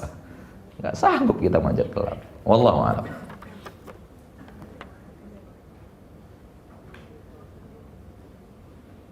Terkadang ada salah sangka dari suami. Bagaimana dengan suami yang cepat marah? Biarkan dia dengan cepat marahnya. Yang penting kita jangan memicu marahnya. Jangan kita memicu marahnya. Jangan sampai marahnya itu diakibatkan kesalahan kita. Kecuali kalau kesalahan tanpa sadar. Tak sadar kita, tertidur kita, dia pulang marah, dia tidak disambut, itu bukan salah kita. Namanya juga tertidur manusiawi. Hari itu lupa kita membuat sesuatu yang biasa dia pesan sekali seminggu. Lupa, memang betul-betul lupa. Tidak sengaja untuk tidak dibuatkan. Maka itu bukan salah kita. Namanya juga lupa, tidaklah dosa. Namun kita tahu itu permintaannya sekali seminggu. Namun kita kerjakan, kita juga lagi sebel sama dia. Itu namanya nusyuz. Pelanggaran dalam rumah tangga dari pihak istri melakukan hal yang berbentuk tidak patuh kepada suami, itu namanya nusyuz.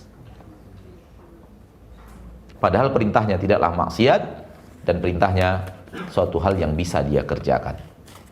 Sebenarnya para suami harus bahagia istrinya diceramahi oleh kita-kita. Iya, karena istrinya disuruh taat walaupun suaminya pemarah. Walaupun suaminya banyak yang gak benernya, soal perintah dari suami selagi tidak maksiat, selagi bisa dikerjakan, tetap wajib untuk ditaati. Kita jangan terlalu egois.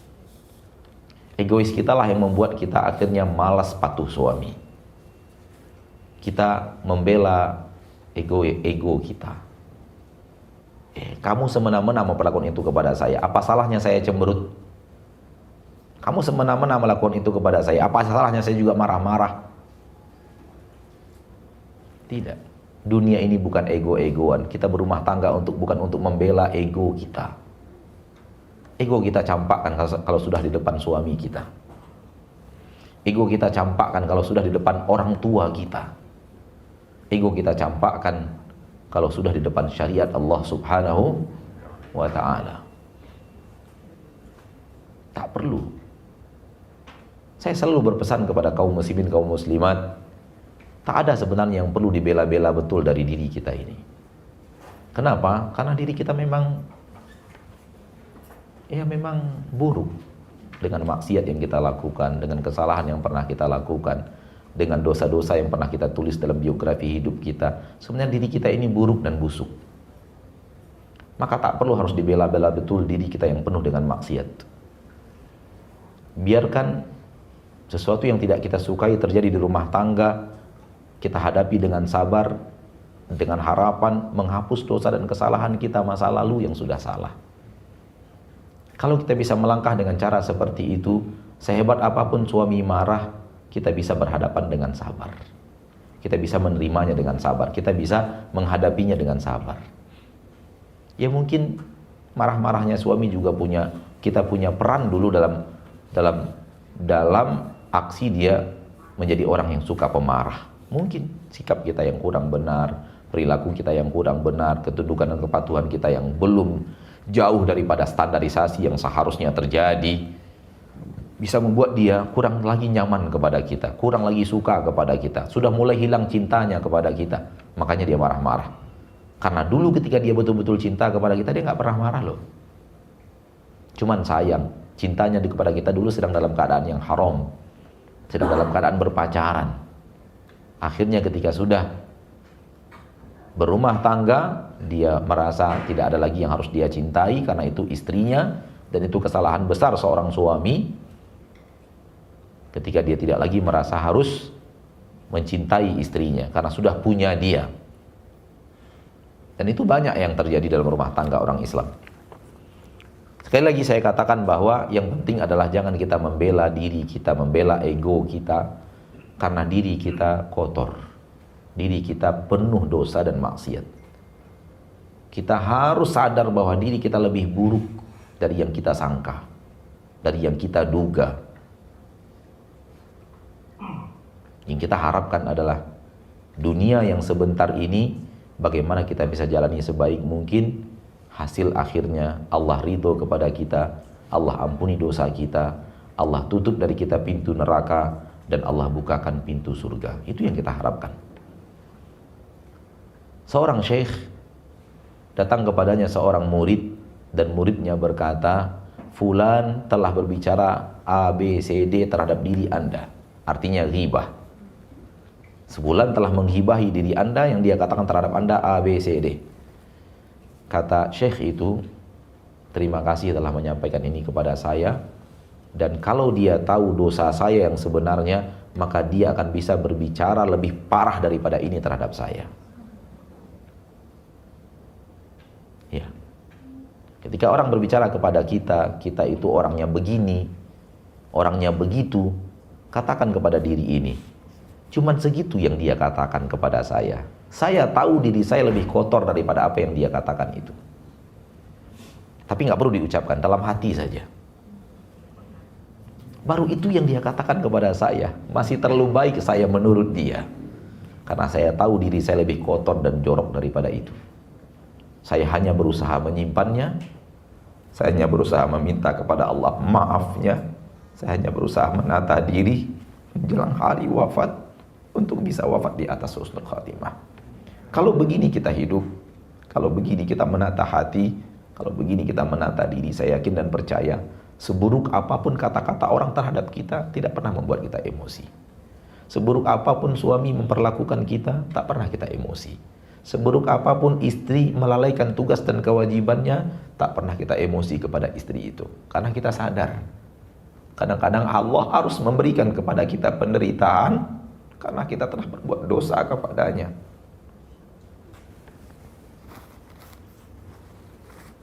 Dan yang mengundang penderitaan itu kepada kita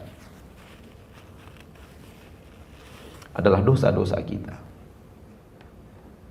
kesalahan-kesalahan kita kepada Allah, pelanggaran-pelanggaran syariat yang kita lakukan. Itulah yang melahirkan kepedihan dalam hidup kita.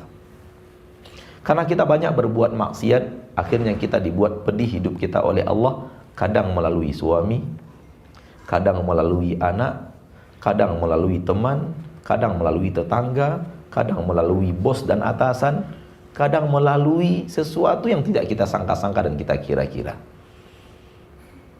Semua itu Allah yang mengatur. Kenapa kita harus dibuat sedih? Karena kita harus merasakan pedihnya maksiat kita. Agar kita sadar bahwa maksiat mendatangkan kepedihan di dunia dan di akhirat. Wallahu a'lam bissawab.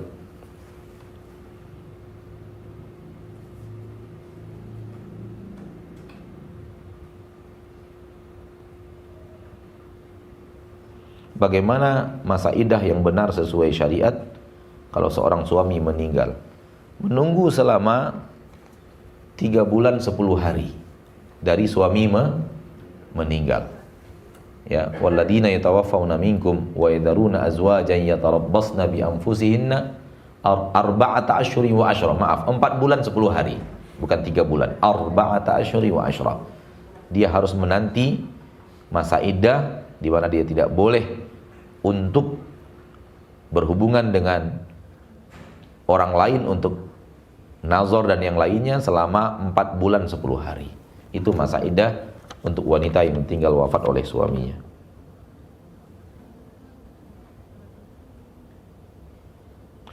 Saya mau tanya Ustadz, apakah kita berdosa bila kita tidak mentaati keinginan suami? Karena keinginan suami itu dia ingin berpoligami.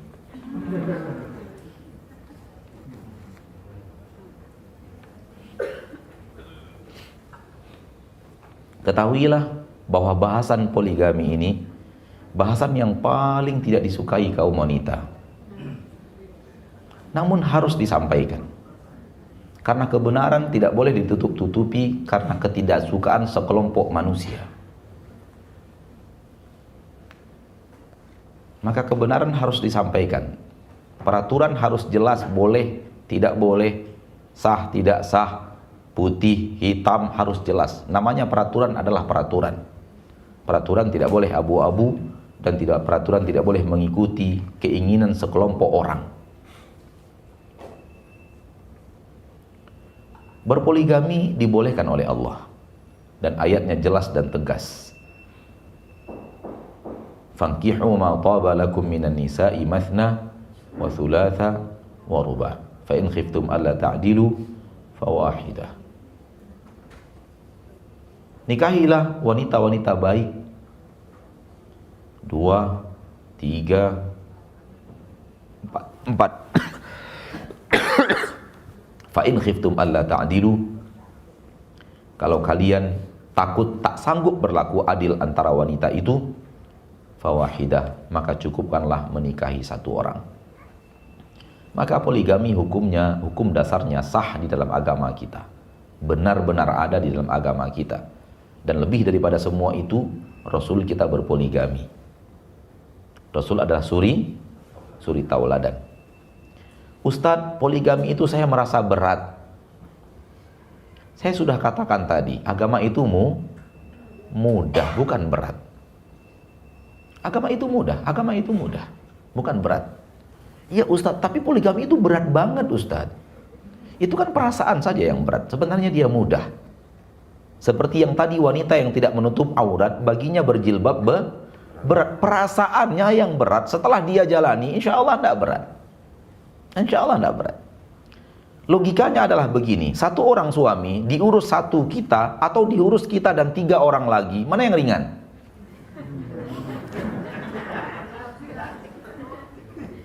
Itu logikanya sudah itu. 1 orang lelaki diurus berdua wanita lebih ringan dibanding diurus 1 orang.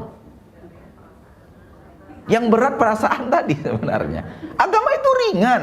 Kenapa tidak ringan? 1 orang 4 orang yang ngurus, kan ringan pekerjaannya. 1 meja diangkat 1 orang, diangkat 4 orang, mana yang lebih ringan? Nah, itu sebenarnya logikanya seperti itu. Namun perasaan saja yang menggoda. Bagaimana kalau kita akhirnya apa tadi? Tidak setuju. Berdosakah kita tidak mau? Oh, tidak mau. Katakan kepada suami bahwa saya tidak bisa menghalangimu. Namun kalau kamu tahu perasaanku, aku sungguh sangat tak rela. Sudah, cakep ucapan itu saja. Terserah suami mengambil keputusan di kemudian hari dia mau lanjutkan atau tidak lanjutkan. Saya masih belum bisa terima. karena mungkin iman saya terlalu lemah. Saya tidak menolak hukum poligami, saya yakin itu benar. Hanya saja perasaan saya yang belum bisa saya atur. Dan kondisi saya sekarang ini, kalau Anda ingin berpoligami, kalau pangeranku ingin berpoligami sekarang ini, saya masih belum bisa rasanya. Sampaikan itu kepadanya. Namun kalau antum, kalau lagi sebel ngomongnya apa sih? Kamu gitu ya. Kalau kamu mau juga, gitu. Ya bagaimana lagi? Allah sudah mengizinkan. Saya tidak boleh melarang. Tak boleh melarang yang diizinkan Allah Subhanahu wa ta'ala. Namun kalau kamu mau juga, itu keraskan sedikit, mau juga, ya carilah orang yang benar-benar lebih baik dari saya. Itu bukan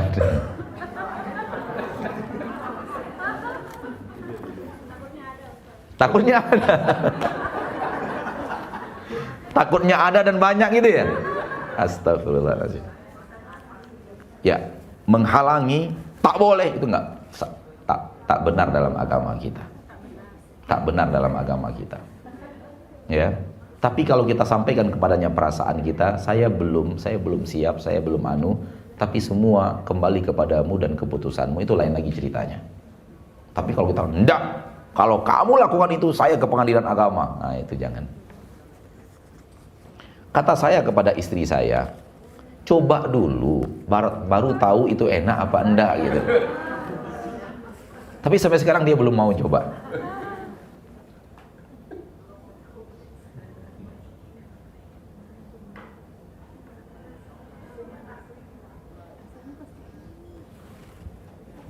Bagaimana cara yang berzikir yang terbaik untuk kita? Apakah dengan cara berzikir beramai-ramai itu efektif, ataukah mubah, ataukah haram? Bagaimana kalau jemaah yang ikut merasa tentram di dalamnya?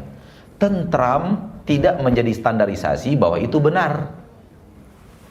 Tentram tidak menjadi standarisasi bahwa itu benar. Kebenaran akan membawa kepada tentram dan damai. Tentram saja bukan tanda itu adalah benar. Salah. Jangan dibalik-balik. Kebenaran akan membawa kepada ketentraman. Itu pasti. Kebenaran akan membawa kepada ketentraman. Itu pasti, itu benar. Saya tentram di dalamnya, itu artinya itu adalah benar, salah. Salah itu. Kalau kita lihat orang Indonesia beragama Hindu, Buddha, kayaknya damai juga orang itu. Kayaknya tentram juga orang itu.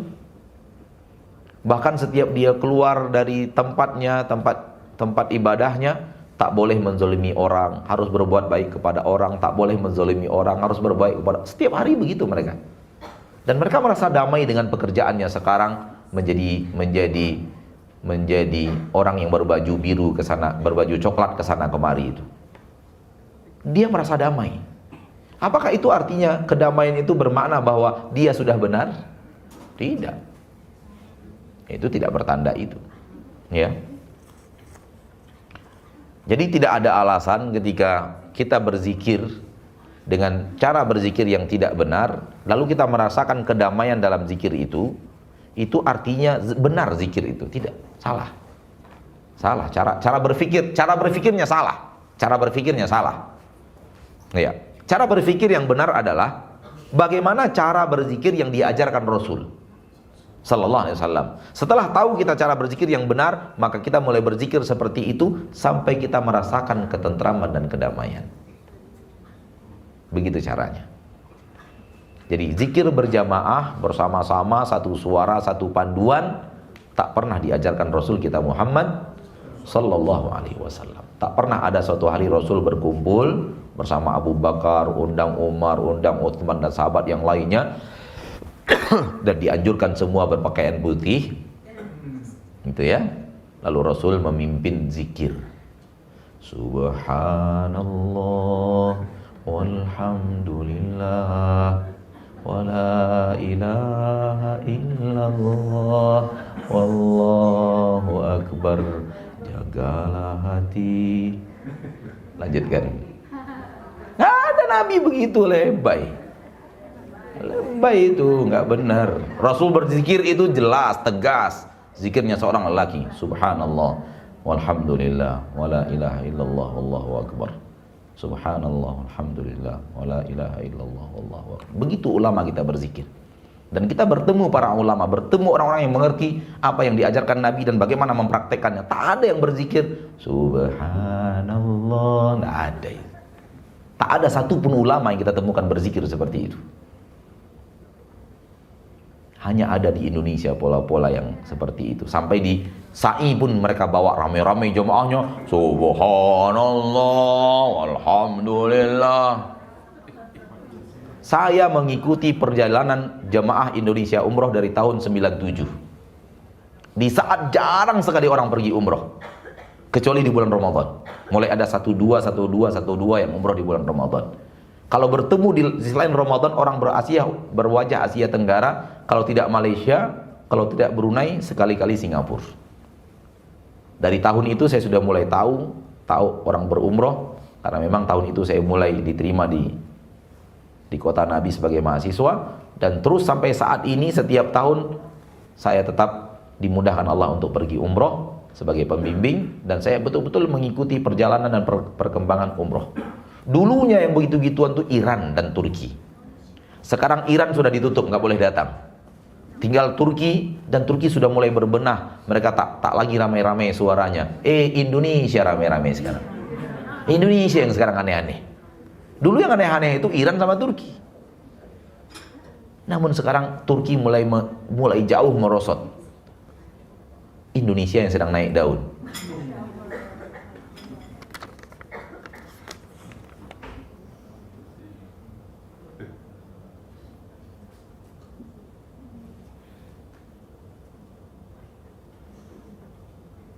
Suami saya sudah meninggal, Ustadz. Untuk berbakti agar masuk surga dan bisa bertemu dan berkumpul di surga, apa yang bisa dilakukan selama menunggu giliran panggilan Allah Subhanahu wa taala? Usia pun sudah di atas 60 tahun. Seluruh jalan ke surga yang bisa kita lakukan, lakukan. Dengan harapan pahala yang besar dari Allah Tabaraka wa taala. Dan seluruh jalan ke neraka harus kita hentikan. Yang tahu kita ini jalan ke neraka, hentikan. Termasuk suka nonton film, ya, suka nonton acara ghibah dan namimah, ya, check dan recheck and the gang. Tinggalkan itu. Tinggalkan suka gosip dan semacamnya, tinggalkan suka musik dan semacamnya, dengan harapan dijauhkan Allah dari murkanya dan adabnya dan nerakanya. Berjalanlah di jalan itu terus sambil mendoakan suami agar suami dimaafkan Allah dosa dan kesalahannya, dilapangkan kuburnya dan semacamnya, diampuni ketika di yaumil mahsyar, di saat dihisab, dan dijauhkan dari adab kubur, dijauhkan dari adab neraka, dimasukkan ke dalam surga. Dan berdoa juga seperti itu untuk diri kita. Kalau seandainya nanti kita masuk surga dan suami kita masuk surga, kita akan berkumpul di surga. Kita akan berkumpul di surga. Jadi yang penting sekarang ini adalah bukan bagaimana berkumpul, tapi bagaimana masuk surga. Wallahu a'lam.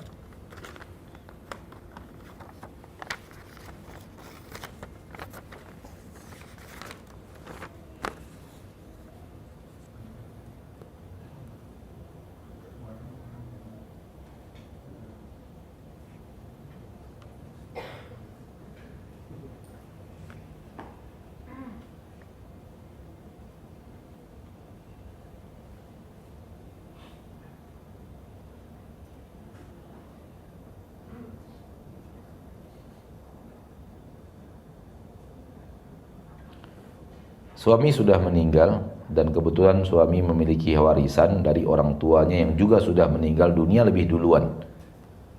Dari pihak kakak almarhum, suami memutuskan akan memberikan warisan almarhum kepada anak-anak saya setelah anak-anak saya berusia 21 tahun. Kebetulan anak saya sepasang, masih berumur 14 tahun dan 13 tahun. Apakah ini sudah sesuai dengan aturan yang ada di dalam Al-Quran dan Hadis? Apa panduannya, Ustaz? Kalau harta itu diserahkan kepada anak yang tidak pandai mengelola harta itu salah.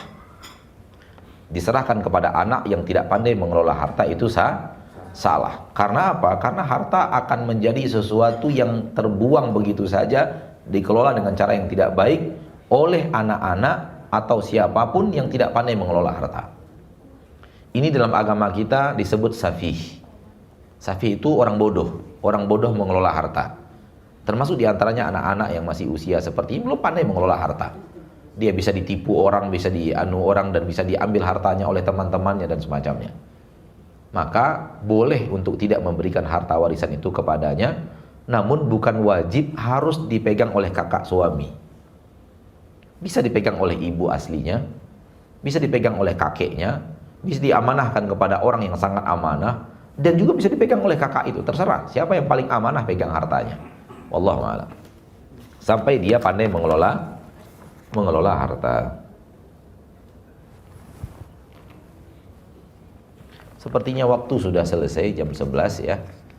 Dan mohon maaf atas beberapa pertanyaan yang belum sempat untuk dijawab. Dan semoga Allah tabaraka wa ta'ala memudahkan kita untuk menata diri di atas agama yang mudah. Agama yang mudah. Agama ini mudah. Ya, agama ini mudah. Dan semoga Allah jauhkan kita dari beragama salah sehingga berat beragama, atau terlalu banyak salah sehingga berat kembali kepada agama yang hak. Dan semoga Allah tabaraka wa ta'ala jadikan kita orang yang suka beribadah, setiap hari beribadah dengan segala keanekaragaman ibadah yang sudah dimudahkan Allah untuk manusia. Yang mudah baginya sholat, maka perbanyaklah sholat. Yang mudah baginya puasa, perbanyaklah puasa. Yang mudah baginya Al-Quran, maka bacalah Al-Quran dan hafalkan Al-Quran. Yang mudah baginya tahajud, perbanyak tahajud. Yang mudah baginya infak dan sedekah, perbanyak infak dan sedekah, dan begitu seterusnya. Karena tak semua orang punya multi talenta dalam beribadah. Tidak hanya sedikit orang yang punya kepiawaian beraneka ragam dalam ketaatan kepada Allah Subhanahu wa ta'ala, seperti Abu Bakar. Ya dia ahli sedekah, ya dia ahli ilmu, ya dia ahli zikir, ya dia ahli sholat, ya dia ahli muamalah yang terbaik kepada manusia, ya dia ahli jihad. Semuanya dia. Tapi orang yang seperti itu sangat langka. Kebanyakan manusia punya kemampuan beribadah tak banyak. Ya, ketika dia lihat yang dimudahkan Allah bagi dia sedekah, perbanyak sedekah. Yang dimudahkan bagi Allah Al-Quran, jadikan dia yang terbaik dalam Al-Quran. Yang dimudahkan oleh Allah sholat malam, jadikan dia orang yang berusaha terbaik dalam sholat malam. Kalau dimudahkan oleh Allah bagi dia untuk menuntut ilmu, jadikan orang yang terbaik dalam menuntut ilmu, menghafal ilmu dan mengamalkan ilmu. Jangan nuntut aja, sono sini, kemudian hasil akhirnya tetap seperti itu juga. Maka berilmu itu adalah menimbanya, mengetahuinya, mencatatnya, menghafalkannya, dan mengamalkannya. Catatannya sudah banyak, pengamalannya masih sedikit, salah itu. Harusnya pengamalan seiring dengan pertambahan ilmu. Wassallallahu wasallam wa baraka wa an'am ala abdihi wa rasulihi Muhammad. Subhanakallahumma wa bihamdika asyhadu an la ilaha illa anta astaghfiruka wa atubu ilaik. Wassalamualaikum warahmatullahi wabarakatuh.